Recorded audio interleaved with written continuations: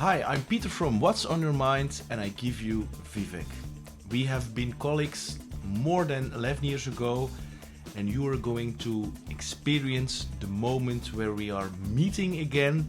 We had no upfront chit chat, no whatsoever. So you're going to meet our conversation after 11 years. What have changed? What lessons that we have learned? It's an amazing energy. It's really a clash, a melting pot of different cultures coming together. Enjoy, Vivek. Welcome to What's on Your Mind with Peter Snowart. Every week, a guest talks about his or her story, and that story can inspire you to change your own. Here's Peter. So we are live. We are recording, Vivek. Excellent, my friend. Nervous? Not really. You're a guy that puts me at ease every time I've been with you, so I wouldn't be nervous this time. Even if there's a camera, like look, Big Brother's watching, you still won't make me nervous. Yeah. The strange thing is, I don't know if you have the same, but it has been 11 years since we've seen each other. Although when I'm speaking with you and now the whole world can also enjoy that moment, is that that connection is still the same. It feels like yesterday.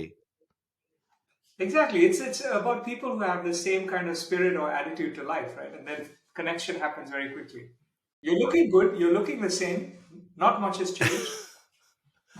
But yeah, I can say the same for you. So 11 years later. Now, Vivek, one of the things that this is one of the reasons why I asked you, of course, being you, because we always had that. Maybe a special connection. I thought you were a lot different than a lot of people that I've met in business land. You have brains at the same time. You are grounded and you're a very charismatic, very friendly guy, humble at the same time. I never had the feeling that you thought the sun was shining out of your ass. And the thing that strikes me most was the last years. I don't know when you started, but on Facebook, you have started. Was it because you were having children or something? You started every year on your birthday saying the lessons that you have learned the last year. And yeah, I where did you get those insights? Were you raised like that? You always have been like that? Did it really start around the time that you had children? Where what sparked you to do that, Vivek? Take us with us. So I think it really started when we met many years ago. We were working at the same company, but I had a job at the Mm. time that required me to travel a lot, really a lot. And when you are traveling, one of the blessings of being in a plane, there are not many blessings of being in a plane. Mostly it's a painful experience. But one of the blessings is that you're disconnected to some extent from the rest of the world. So when I was traveling in strange time zones, long hours on planes and airports, getting to places all over the world, um, I really had thoughts, and I thought, let me capture some of these thoughts, um, and it just started flowing like a stream of consciousness somehow. Right? It's something that really just started in my mind, and I began to write these thoughts down. And it wasn't always deep things, right? Sometimes it was like, hey, always remember to look in the back seat of a taxi when you get down, right? And sometimes it was a more deeper thought. So, and then as I started writing this stuff, I started writing it on my phone. On literally 10 years ago is when I started this practice. I was like, hey, this is a pretty long list. And it was my birthday. I said, hey, let me share it with my friends.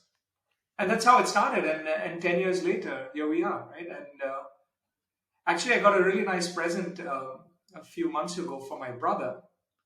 He took 10 years of my lists on Facebook and he put it in a book, right?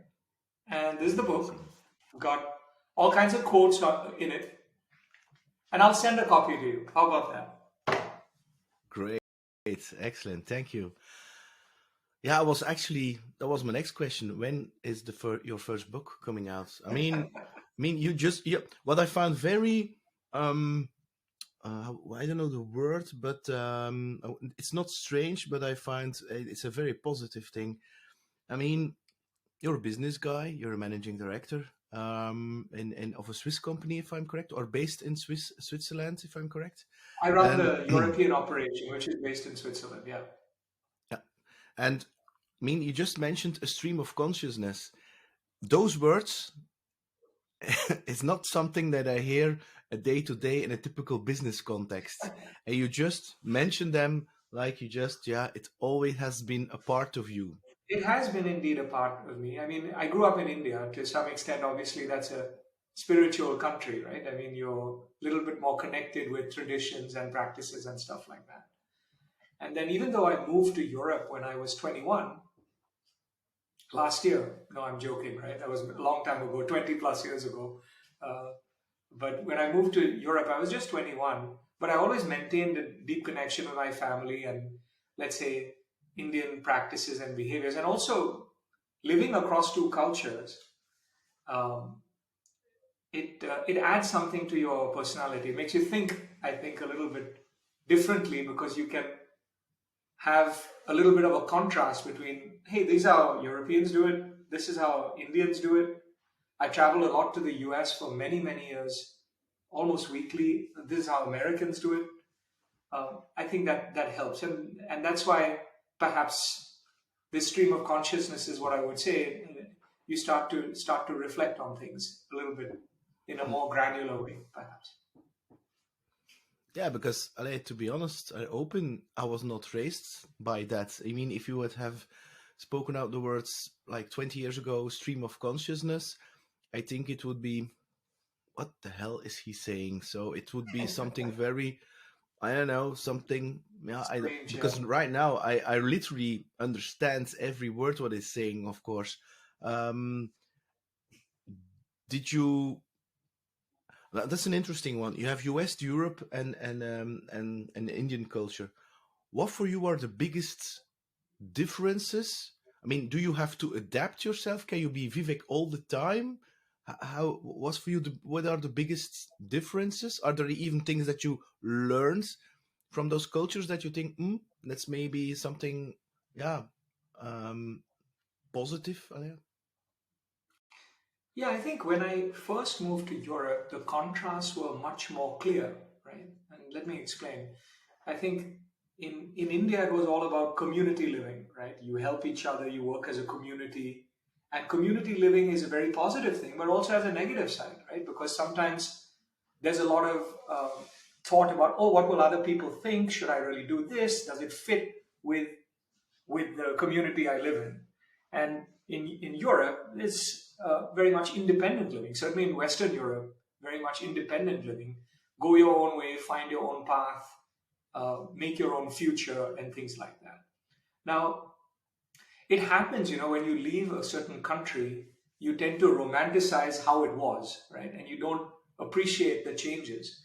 But I do see in India that it's a very positive thing that people are able to break free sometimes of the community. Sometimes a community can lift you up, but sometimes it can restrict you as well, right? It's a different thing. So I've seen in India people becoming much more independent with a lot of multinational companies. People have upward mobility in terms of jobs and progression, which is a fantastic thing. But at the same time, I romanticize the past because people are forging their own path and forget about the community living. On the other hand, in Europe, it's going obviously in reverse, right? People are, for example, like Peter, when you and me started, right, in our career, it was all about, okay, get a job, get a career, steady progression, up the corporate ladder, keep growing, keep earning more, and you're on the right track. But if I look at the current generation, right, millennials and beyond the millennials, right, they are like, no. My personal time, having an experience, having deeper connection with people is actually priority number one, right? Money is more like a hygiene factor. A career is more like, okay, I need to somehow earn my bread. I need to somehow make life work. And that's also very interesting to me, right? Because I'm not like that, right? I feel a sense of kind of duty almost, right? To kind of progress in my career and my life. Almost would feel guilty if I say I took a step back and said, hey, I need to prioritize let's say, personal time more. But I do recognize that my way is not the only way, right? I think some young people are much smarter, perhaps. They care much more about the planet. They care much more about their personal health. They care much more about making connection. So I think that those are some of my thoughts, right? Cultures change, but also demographics, the way young people who are now 21 think quite differently about the world than when I was 21. Yeah, that's true. And there are some team members who have that age that I'm working with, and they are really going for impact. Of course, money is important, but you can really feel. I mean, in our days when we work together, I mean, there's a lot of pressure on targets, hitting the numbers, end of quarter, etc., etc., and that would put a lot of strain and pressure on us. And also, we would sometimes put that pressure on customers and to make sure that they sign contracts. And we made it a badge of honor to make sure that things happened. Um, it was not always in a way that it flowed. I mean, and sometimes maybe we even would force certain things. Nowadays, I mean, with the younger salespeople, it ain't gonna happen. I even had a salesperson said, Peter, I'm not going to push that customer to sign right now, etc., etc., etc. And yeah, there was no room. I mean, if I would have done that in the culture, in the environment that we have lived in, that was, I think that would have different consequences for me. I mean, like, get the hell out here. So I'm not saying it was that Yeah. hard, black or white, but yeah, and also the other point that you mentioned, the fact, and I also have that, is that we are so, well, I wouldn't say conditioned that or believe that yeah, taking time for yourself. I mean, sometimes it's better when you're in that rush of that in your head actually, and you're trying to find a solution for a certain challenge or a problem.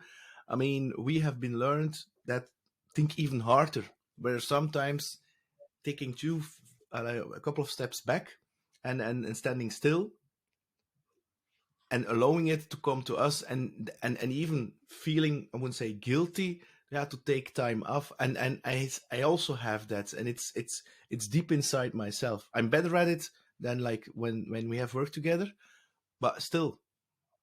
So interesting Yeah, insight. and Now I don't think one way is better than the other, right? I do think there is a lot of value as well in, let's call it, our way, right? The way we think. But I think it's really important to recognize there's also value in the way sometimes younger people think, right? Because the pendulum can sometimes swing too much the other way, right? I no, mean, to be aware of the world around you, to be open-minded, to be respectful of other people is important. But you also hear now a backlash of like people being too woke, right? People being too conscious that it almost gets in their way of operating successfully. So it's just about having an eye open for different ways of doing things, I think. yeah, I fully agree, and especially with the analogy of the pendulum. I mean, um, but it's good to have the one, and it's good to have the other, and does make don't make just make sure you're not going to the extremes. I think going in our direction way too hard isn't also the solution, but also indeed, like you're mentioning, I mean, it's good that you want to stand still, etc., but at the same time you need to make sure that you are taking action and that you're not maybe then we're coming to the you have children, yeah? Yes. And then we come One into son. I have the a what 9-year-old boy. and how young is he right now? He's 9 years old. 9, yeah. I mean, then we come into the field of education. Yeah, I believe that we are a product of our upbringings, the way, the culture, our parents, etc., your community, and and I think in my case it was post World War II, so it was all about security. making sure you have an income, etc. So therefore you had to study, get a job, etc., etc., and indeed climbing that corporate ladder. And that would be the ticket to happiness, that happy life. I also believe that there is the younger generations, and as being a dad myself, I can really relate to that. I mean, the they have been brought up differently. Sometimes I have the feeling that we want to avoid the fact that children don't want to. We want to take away the frustration and the bad luck and the angerness. But there's also a lesson in that to learn to cope with that. And when those people come into the job market, then when they don't have learned that lessons, maybe, yeah, I wouldn't say the world is cruel, but they're not that resilient enough. So I have to learn to train that resilience. I don't know if that resonates with you. Yeah, it does, absolutely. And this is kind of indeed connected to the point we were just making, right? I mean, on one hand, struggle is very important because it teaches you lessons, it teaches you to be resilient, it teaches you to work through barriers.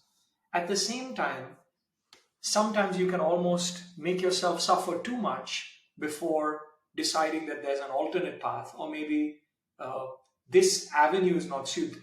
Maybe you decide, okay, I'm never going to be a mathematics genius. I'm perhaps more interested in something else, and I can be really good at that. Right? But I do think with kids, right, to give themselves a fair chance to know what they want, you need to ground them in certain basics, right? You need to make sure they are exposed to everything, even the things they don't like, right? Up to a certain age, right?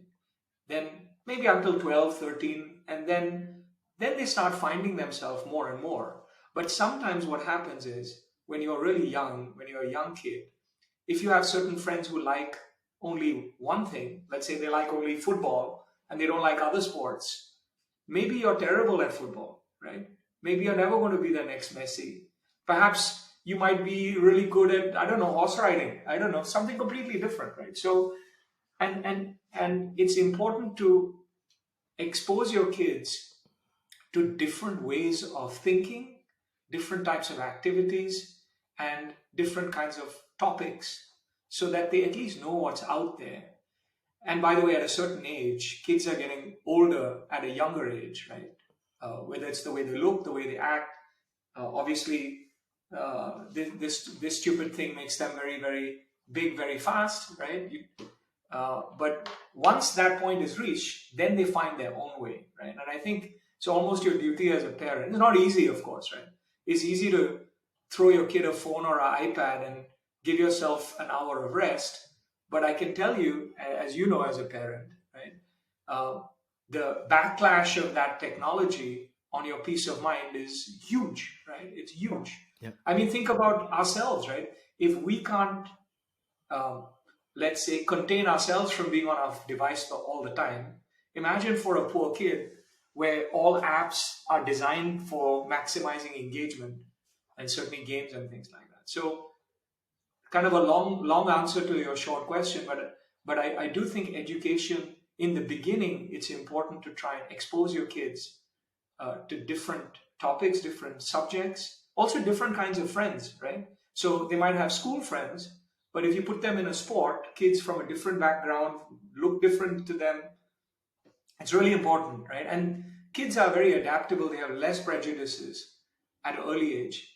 And if you teach them that you can get along with all kinds of people, right, who think different, who look different, then in later life, like you said, they won't come up with like a wall that they can't climb over, right? They understand how to navigate and make it through. But look, I was telling my wife just yesterday, I think all parents feel they're screwing it up in a certain way, right? Because I don't think any parent thinks, yep, I got the system, I know exactly how I'm raising my kid, and I'm on the right track. Most of the time, you think you're making a mess of it. And the only thing you got to do is keep at it, keep trying, and just do your best, right? Because at least then when you sleep at night, you can say, look, I made a mess of it, but at least I did my best, right? And then I guess that's good enough. Yeah, and I think that's the whole point. I mean, I also believe that our parents also did their best with Of what course. they have known. So, I mean, and it's the same for us. And of course, I also don't want that my son is on his tablet or on his phone. He's 5, trying to play Pokemon Go. At the same time, I mean, I want him.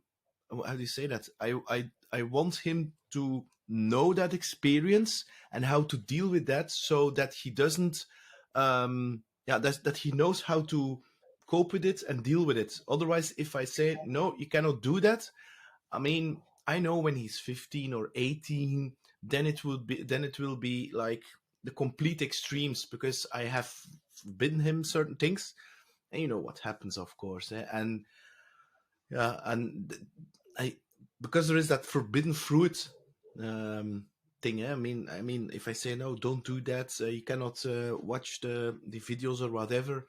I mean, it's going to come back to me anyway, and it's finding that balance. And indeed, I mean, I think you can resonate with that. I mean, sometimes they can trigger you so much that they're going to trigger your patience.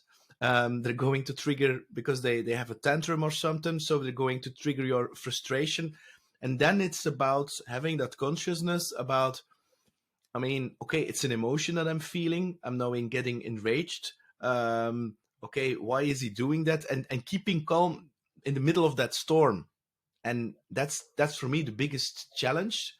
And also then you Yep. realize that you are Believe human, me, and Peter, sometimes it's also, exactly the same challenge. It's exactly the same challenge for all parents. So you're not on yeah, your own. It's yeah, exactly the same.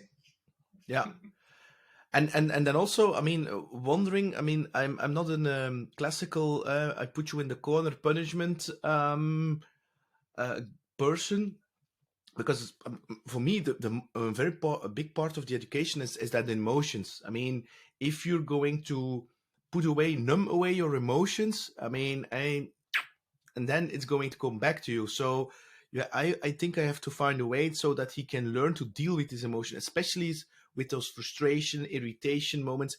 And for me personally, I don't know how is it with your boy, but these things, it's going to, it's like, I wouldn't call it cocaine or something, but it's like activating something extra when he has been watching some kind of films or movies or short films on his tablet. He's like, I mean, sometimes very irritated, especially when I take it away, and I don't know. So it's making it even worse. So, and I also believe that it Exactly. is because it is because he is getting a lot of stimuli. But back in the days when we were younger, I mean, there were less stimuli, I assume. So we automatically had time to, yeah, to let it go and to recover. And I think those younger generation is always on, and I think it's a Yeah. very dangerous situation. Yeah. But look, I mean, so a couple of thoughts on this, right? Number one, the way I would compare, and there's tons of data on it, right? What I'm saying is not rocket science. It's written in 1,000 articles. I would compare it to snacking versus having a meal, right? So being on your phone, being on your device, watching YouTube, gaming, it's snacking, right? It's like chips are great, but if all you're having is chips all the day through, you kind of don't feel so good. You never actually get nourishment. You don't actually get the vitamins you need.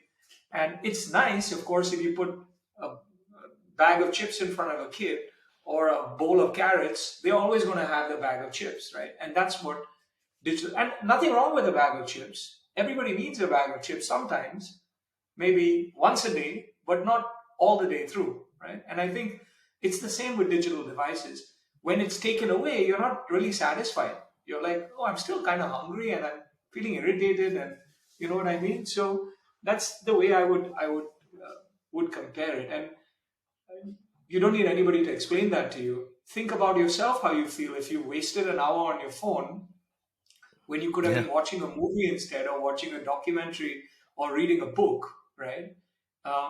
you feel kind of like a bit dirty. Like you feel like, oh, what did I do with my time, right? I just wasted it, and I didn't get any satisfaction out of it either, right? So, but of course, at the same time, snacking is important, right? It's fun. It's nice to do it sometimes. It's important to do that. But like everything, you got to stay away from the extremes, right? Yeah. Now, I mean, I assume that you have a very, between brackets, filled agenda. I don't want to use the word busy, because I think busy is just some, how you doing? I'm busy. How do you, compared to like 10, 12, 20 years ago, how do you cope with all the pressure? I assume you have lots of pressure because you're carrying a P&L responsibility. How you are you dealing that in your life? Because it's something, is it like, because I'm older and wiser right now, I mean, I'm more calmer or than I used to be, or how do you cope with that? Or do you have certain practices? I don't know, you get up at 4 a.m. and you dive into an ice cold lake or something. I I wish. mean, are there certain things? Yeah. So one of the quotes that I wrote a long time ago, right, is that in life there are three things that are important, right? It's your personal relationships, your professional life, right, what you're doing there, and your personal health. And at any given time, only maximum two of them will be going well, and one of them is not going to be going so well. Because you're a human, but you're not a superhuman, right? If you're focusing on something, automatically you're neglecting something else, right? And to have great relationships, friendships with your family, with your friends, go to the gym 3, 4 times a week, and have an insanely successful job where you're able to focus, it's just not realistic, right? You're always going to neglect something, and that's okay. It's okay to neglect something sometime, but what is very important is to be aware of what you're neglecting and to compensate for that at a certain time, to make the switch, right? To say, look, it's the end of the fourth quarter, I'm really busy, the company results are really important, I'm driving the team to certain results, everybody's stressed out. Can my family life take the strain of me being less focused here? Okay, if it can't, can me not exercising at all this month take the strain? Will I be able to make it up the following month by overcompensating? I think nobody really knows, right? But you have to be aware of where you are. And I think as I got older, I mean, I'm still learning this and I haven't perfected it at all. But at least I try to be more aware of what I'm focusing on and what I'm neglecting. Right? And then the second thing I would say is, in the past, like, work was like the ultimate, right? Because you would sacrifice a lot of things in your life for work, because climbing the corporate ladder and being more successful was the measure of success, not only for you, but for all your peers around you, right? That was what you talked about. That was what you discussed. But now, if I ask you, Peter, who's successful, right? You you won't necessarily say, okay, Elon Musk and Bezos are successful versus somebody else, right? Somebody else might say that, but you may or may not say that, because how you define success is also different based on what you prioritize in your life, right? If you say, look, you achieved something, you built a legacy, you helped hundreds of people, that's also successful, right? So I think that's how I deal with it, just to be more aware of where I'm neglecting and where I'm focusing, and then try to balance it out. Again, I'm making a mess of it, right? I'm not doing it that well, but by being, awareness is the first step, right? If you're aware of something, you can try to improve it. The worst is if you don't have a clue and you're just trying to do something, and you never know where you're going to end up. Yeah. Again, you're spot on, Vivek. I mean, awareness. With awareness, there is also a part, because there are a lot of things that you're saying. There is also a part of that you are becoming familiar with the thing called ego. And there is also a part of you which has nothing to do with ego, which is the true self. I mean, and this is for me has been a very big part of awareness, that I noticed that I was doing things in the past for external validation. Look at me. But I wasn't aware of that. I was just doing those things because I thought, yeah, it would make me happy. It's me. And there are certain things that I'm doing because it's me, because it's being, yeah, it's me. And awareness for me has been the portal to that. And that's also one of the things that I don't always take my ego so seriously, because, and then I also ask myself the question, am I doing these things for external validation, or I'm doing these things for who I'm really am? Yeah. There was a quote, not one of mine, but one I read somewhere, which I liked a lot, which is like, if you're the smartest person in the room, you're in the wrong room, which means you're not learning anything, right? If you're only saying, sharing stuff that you know, it's fine sometimes again, right? If you're helping somebody, or you're working in a team where you're the senior person and you need to have some people who have just joined the workforce or whatever. But I think at a certain point, you it's like people, either there's some people who are speaking or waiting to speak, and there are other people who are actually listening, trying to understand something, right? And what you just said, I think, resonates well with me, because in the past it was like, oh, the loudest voice in the room, the one who was trying to make the intelligent commentary, that feeds your ego, it makes you look good. But um, one thing I noticed, which is, by the way, one of my quotes, right? If you meet somebody really important, right, who's very successful, who is a role model, you'll notice something. They might give you very little of their time, but they will give you 100% attention when they're talking to you, because they're trying to learn something from you. They're trying to say, hey, what is this guy or girl telling me? Is it adding something to? And oftentimes they'll have a small piece of paper and a pen, and they might just write down one or two words or one line in your whole meeting. But they think about that, they reflect on that stuff. And I think that's also what I've tried to learn, right, over the thing. Is like, I mean, multitasking is so difficult. Look at Zoom calls, right? If you're on a Zoom call or a Teams call or whatever, you have your email right there next to the Zoom calls. How easy is it to be distracted? And I'm distracted a lot, right? But a role model for me is somebody who's not distracted, who's like, I'm talking to you, you're the most important person in my world right now, because maybe I want to learn something from you. Maybe I'm going to be able to understand some aspect, some thought that I haven't considered before. So I think that's one way I think we have to change as well, is listening more actively to others. Listening to understand instead of listening to react. Exactly. It's a great one. Now, Vivek, if you look at your leadership style, people management style, right now compared to, I don't know, 10 years ago, what has changed there? I'm going to start with mine. I mean, I used to think in the past that it was all about hard skills. And I learned the hard way that it's, of course, it's a balance. But soft skills, if you really want to go exponentially and make sure that people are going the extra mile and running that marathon instead of running that quarter, I mean, soft skills is really, especially with younger people, it really makes the difference. Yeah. I think, like you, I think my thinking has evolved, right? And it's a delicate balance, because to drive results, you have to sometimes put the people you manage outside their comfort zone. If you're only like a manager who's like, it's all about atmosphere, it's all about goodwill, it's all about let's link arms together and sing the company song and move forward, sometimes that's good, but that's also not good, right? On the other hand, the other extreme, right?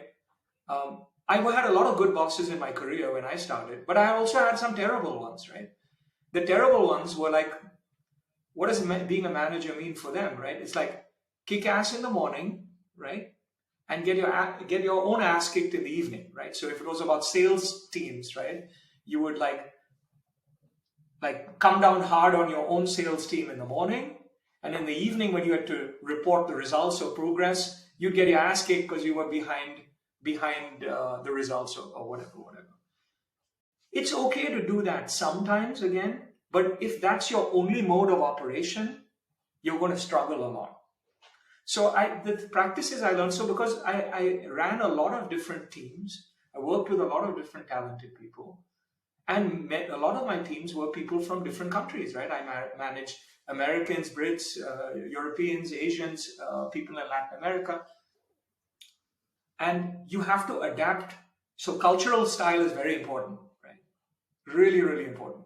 If you're very polite and very indirect with Europeans, and I'm generalizing like crazy now, right? But in general, I would say you won't be taken seriously, right? It's really important to be quite specific and clear what your expectation is.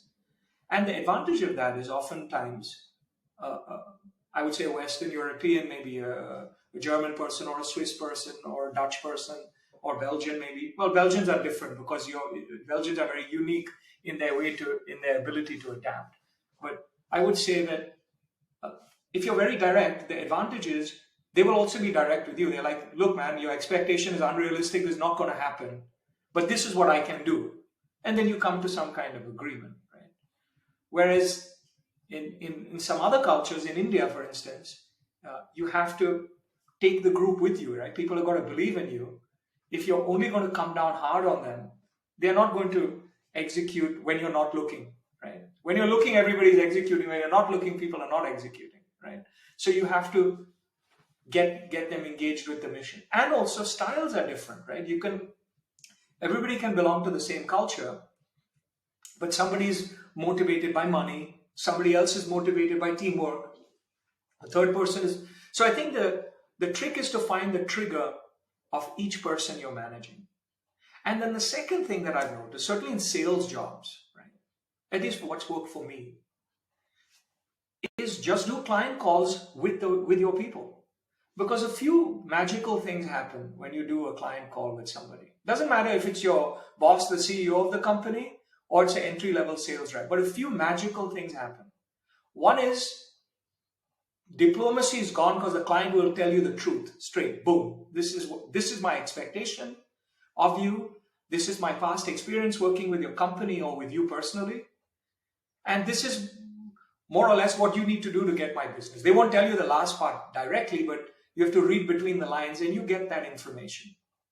And then, coming back to our previous point, then you observe how the other person is reacting in that situation to learn from them, but also to see, can you coach them, right? Are they doing something in a way that you think perhaps you can coach them to do it slightly differently? Or if it's a really senior person, it doesn't have to be senior or junior, right? I mean, sometimes the CEO of a company may be saying something like, ooh, this is not really going the right way. I probably can coach them as well, right? And sometimes somebody who's more junior in the hierarchy might do something really well and you can learn from them as well. So what I've changed is a few things. One is I try and look at the style of the person and the culture they come from, number one. And number two, I get in front of the customer. Because if you are in front of the customer, it takes away all this corporate bullshit and you're right there and you're able to get a sense of the person's style. You can help them and you can have a direct impact because we help them in that situation. They have more trust and confidence in you and you have more trust and confidence in them as well, right? So if like somebody asks me, Vivek, introduce yourself, or I want to get to know you better or whatever, if it's a senior person in my organization, I'll be like, let's go visit a client together, right? And that's what I've been doing in my own personal life as well. Whenever my last few steps that I've made in my career has all been about being shoulder to shoulder, trying to get something done together with top management. And I think that helps a lot. Certainly in sales, right? Running a sales organization. Yeah, what an answer. I mean, and I've learned now a lot of you, Vivek. I mean, it has been a mirror because indeed, I mean, and that's the difference. I mean, it's the same culture, although I work internationally. but the team is quite the same culture. And I tend to find a balance between very direct and getting them out of their comfort zone in order to let them grow, because it's also something. It's for me the only way to learn. The only way. It's a good way to learn something in practice instead of just having a theoretical conversation, and at the same time making sure that that I don't put the bar or the border too far, so that it's and it needs to be. Yeah, it's like sporting, going to the fitness. I mean, it's a struggle, but at the same time, you have the feeling afterwards. Wow, I'm happy that I did it. Indeed, indeed. It's you again have to always check yourself in terms of who do you have in front of you, right? And like you Yeah, said, mirroring is important, right? If you use a wrong style with a person, you have a complete mismatch in communication, right? You'll be talking past each other all the time. And again, it's like to our previous topic of raising kids, right? I mean, if you're yeah, very aggressive and frustrated with your kids, then they're going to be aggressive and frustrated with you. It's very simple. And again, so easy to understand, but so hard to execute. So hard to execute. If you're a very direct person in business and the other person is being very diplomatic and not getting to the point, and it's very easy to get frustrated and like, hey man, why are you beating around the bush? This is the point we need to discuss. But then you might lose them at that point. So you gotta bring them towards your side of thinking or your point of view using a style that's maybe slightly different. yeah. But at the same time, it's and it has actually it's been the red line or the line in our whole conversation that we had is that yeah, we will make a mess of it, but it doesn't matter. It's okay, and it's there is never going to be a point that we think nah. And I think that's for me one of the biggest things that I see certain people do or think is that they think they are there. They have reached a point where they know how to do it. Whereas it's very interesting to look at things from a beginner set of eyes, because yeah, because things are changing. And the point that I want to make is that the journey is the destination or the destination is the journey. I mean, there is no destination. You're always going to be on that journey. It's the same with raising kids. It's the same with the awareness. It's the same with managing people. I mean, you're trying something. You're connecting with the other person, and you will make mistakes, and then you learn from it, and that's okay. Yeah, I think the problem is many people, and this is again something that I've reflected on. Maybe I should write it down as a quote. Is you hear many people say it gets better, right? Whether it's raising kids, whether it's your professional life, but you have to realize the negative way of looking at it is it never actually gets better. It gets different, right? But you can also look at it positively and you can say right now is already pretty good. Right now is pretty good, right? You got a number of things that are going well for you that you have achieved. You've already climbed up one mountain, and before you go to the second mountain, you can say, hey man, how did I get here? I must have done something right well, again, in your personal life, in your professional life. So it's not it gets better, it's pretty good, but it gets different. It gets more interesting, right? You get new challenges thrown at you, and to navigate those, that's what life's about, right? To navigate those challenges and to learn from them. Now we're getting into a very interesting topic. I mean, it's already good, and it's. I think a lot of us, or certainly also me, have been brainwashed, conditioned with some kind of thing that we need to be perfect and that we need to do things perfectly, and that so we have a vision in our head of the perfect situation, the perfect environment, the perfect the target, the goals that we have been reaching or reached, and of course then we have reality. And it's that's and that creates suffering if you want to attach to that perfect thing, and you don't accept what there is, because you're throwing away everything what is good. But the thing is, the perfection will never come. That is just the game. It's just becoming a little bit better, learning a little bit better, becoming aware of it, and being okay what is in front of you. I mean, going to go back to the kids thing. I mean, it's very nice striving for becoming the perfect dad, but just because of that striving, it will make you a really bad dad. Yeah. Instead of just Well, accepting, okay, and I didn't do well, and sometimes I say sorry to my kids. You were right, and I was wrong. You were right, and I was wrong, and that's okay. yeah. Yeah. And I think, you sometimes need to give yourself a break, right? It's like Mm, being on the iPad or on the phone or snacking, digital snacking, nothing wrong with it. You need to do that stuff. Or even in your life, right? In your 40s, you're at a certain point where suddenly you've got all the responsibility of the world on you. It can feel like that sometimes. Like, oh God, I got to raise a family. I got to work. Where's the fun? Where are my nights out with not a care in the world?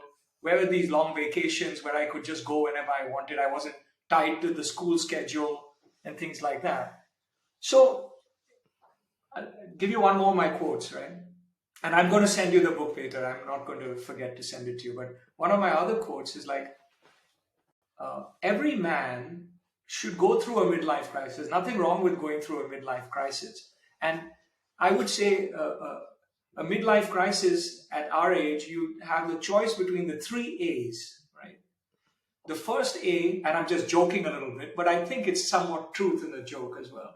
So the first A is you can have alcohol, right? Which is like you can become a drunkard, right? You can drink a lot and kind of ease the pain of being in your 40s.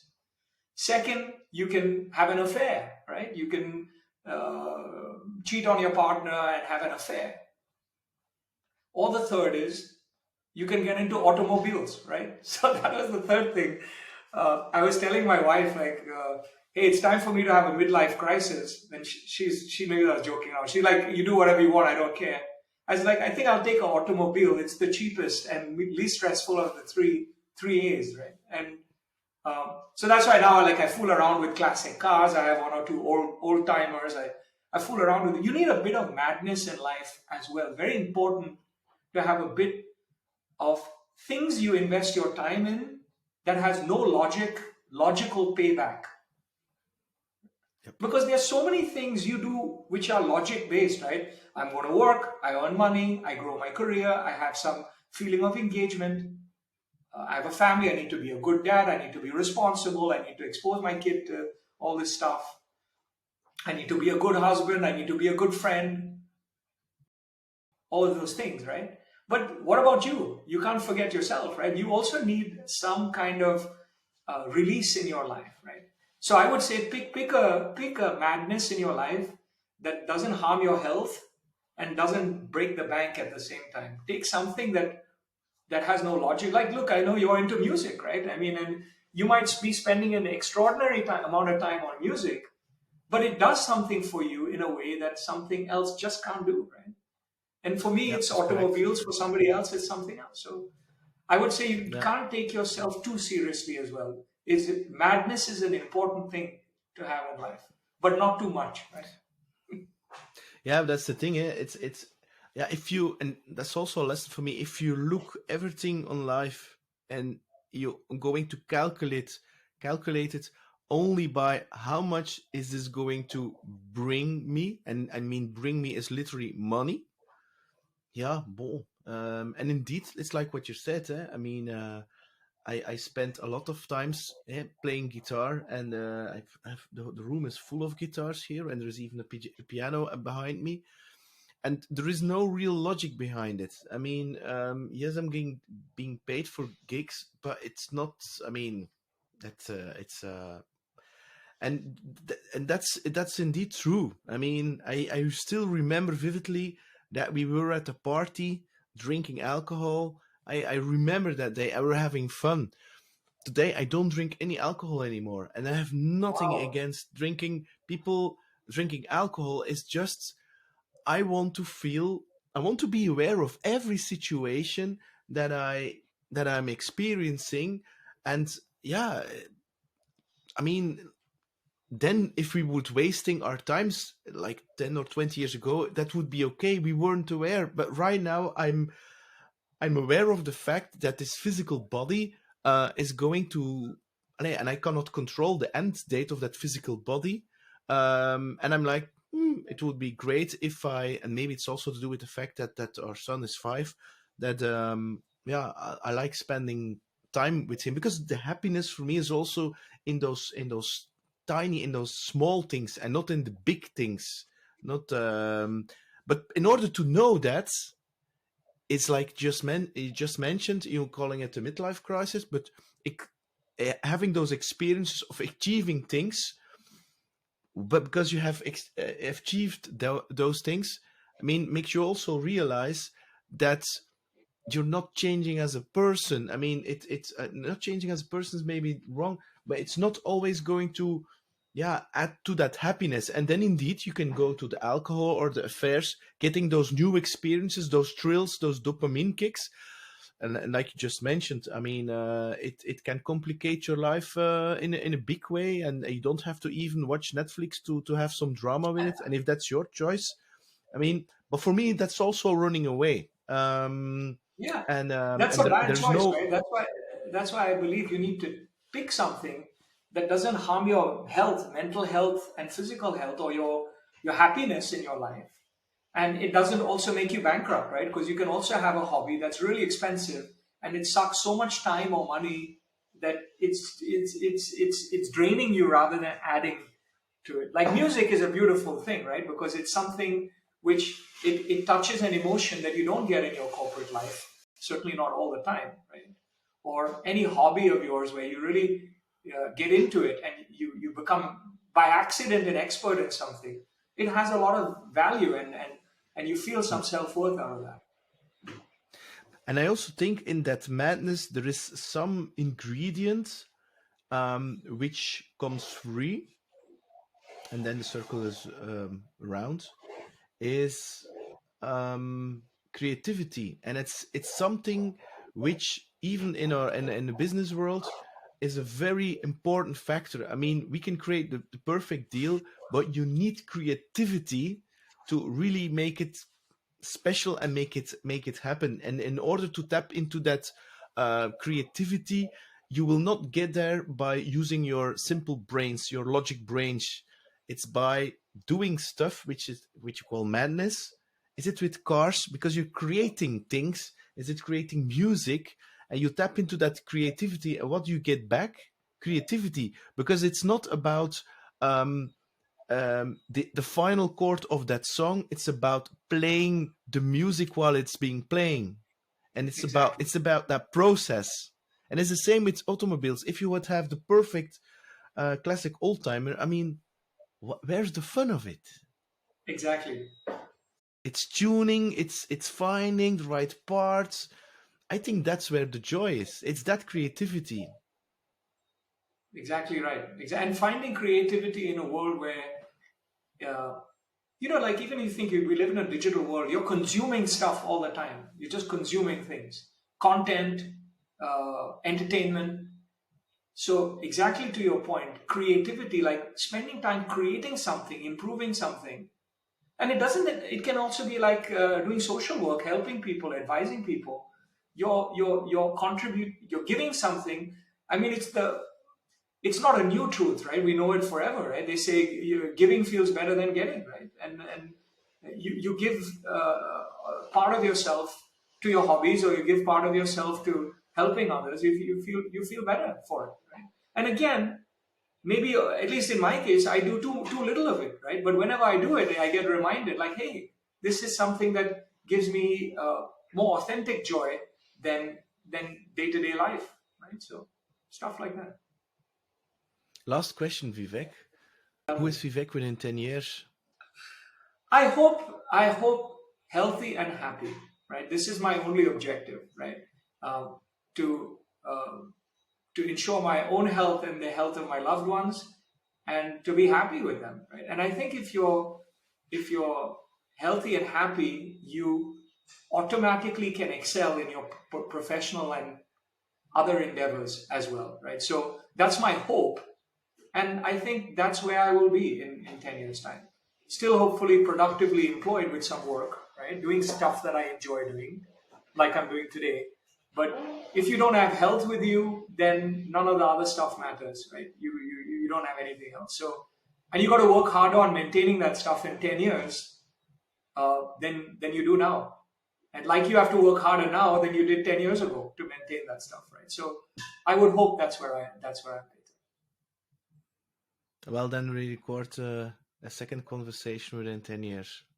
Exactly. Well, I hope it's not going to be 10 or 11 years again, since we have the next conversation. We can catch up for a coffee or a bite or whatever the next time we're in each other's cities. I look forward to that. Yes. I want to thank you, Vivek. It was so great having you. I mean, it's so nice having. I mean, of course, we have aged a little bit, but it's the same energy. I feel we have become wiser, and that connection has even deepened because it feels for me, okay, we come from different culture, we have a different lifestyle, and at the same time, we're very similar, and we're searching for the same thing. That's what I learned today.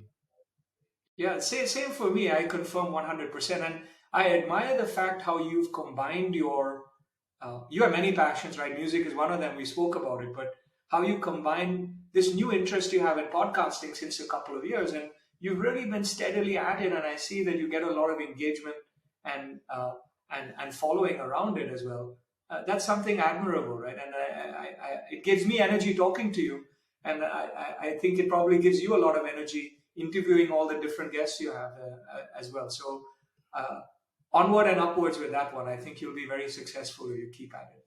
Yeah, but that's a very interesting thing that you're mentioning right now, and the fact that you have shown yourself as who you really are. I mean, there is a part of our identity when we were used to work together. I mean, it was a business personality, I would call it. And then I really remember that the parties that we had and the things we were saying to each other with a big smile. Yeah. And I mean, and it's fun.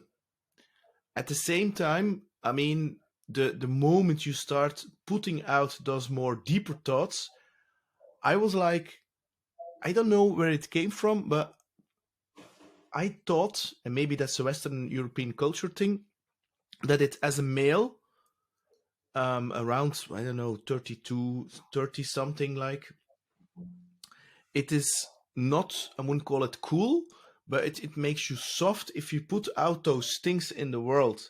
So for me, like 2 years, when I was 2 years and a half, when I started this, I mean, I was really afraid, and I had a lot of fear of the reactions that would come out of corporate land, where I wouldn't say I played a role, but I'm very pretty sure that I didn't show all parts of me. Maybe it was necessary, but also there was a part of me which was afraid of showing that part, because I thought I was getting criticism. And the funny part is that I just got a lot of confirmations from former colleagues, friends, whatever, in corporate land, even people I don't know, who just admire that part, which was for me just the opposite. I was like, and that's also where you sparked my interest by doing that. So you didn't have any clue what your quotes on Facebook were doing to the world and the impact that you're having. And it's you. I think you know the what's it called, the when a butterfly in Brazil flies his wings. There's an earthquake in Tokyo. It has a certain name. Yeah, the butterfly effect. That's what they call it. Yeah, the butterfly effect, and it's that ripple on the lake. But we are not aware of the impact that we're having, of the ripples of the lake, of the things that we are doing by really showing up as we really are. There's only one risk in that, right? And I think that's a really important thing. Showing yourself has become extremely normal with Instagram and TikTok and stuff. People are just showing themselves, boom, boom, boom, boom, boom, all the time. But showing yourself and being authentic at the same time, that's the That's the tough part, right? Yeah. Because some people want to show themselves just because that's the expectation, right? And I think when Yeah. you do something like your podcast, you're not doing it because, hey, I want everybody to see my face every day. You're No. doing it because No. you No. want people to, you want to share, so you have some thoughts to share, or you want to bring out thoughts of other people you know, and you want to share those with the world, right? And Yeah. that's why that's authentic. It's the same thing with these notes. I just like, hey, if I'm thinking about this stuff, perhaps other people are also thinking about this stuff. Let me just share it out there, and then that's it, right? Then I got such an Yeah. overwhelming reaction to that stuff. I was like, hey, I might as well keep doing this. Yeah, but it's the same thing, and it's because, and it starts because, and this is the same for us both. For both of us, is that our intention, by putting it out, it's not about me. I don't do it for my ego. Yes, I get a lot of, I don't know, followers of it. At the same time, it's I would do it even if nobody was watching or listening. I'm not every day looking how many viewers or listeners. I know it's growing because I'm detached from that, because, and that's the also thing that you have been experienced. We have been working so long in an environment where we had targets into the future that we have to reach, that I'm like, I don't want to reach something with this in terms of target, because otherwise I'm doing the same things again, and again. And I'm like, why would I want to do that? So I want to do things a little bit different. And that, I think, that's the difference, the attention. And of course you can feel that. So, I mean, and your quote about showing up, yeah, of course. I mean, it's like what you mentioned there. I mean, it's not about you, but it's something that came through you. You put it on a paper, you put it on Facebook, and if it inspires people, great. If it doesn't inspire people, it's also great. Exactly. Good stuff, Peter. Hey, it's Peter here. Thanks a lot for listening to What's on Your Mind. Looking forward to your opinions and comments. And don't forget to subscribe on psgrow.com and leave your email address to stay tuned for future episodes. Bye!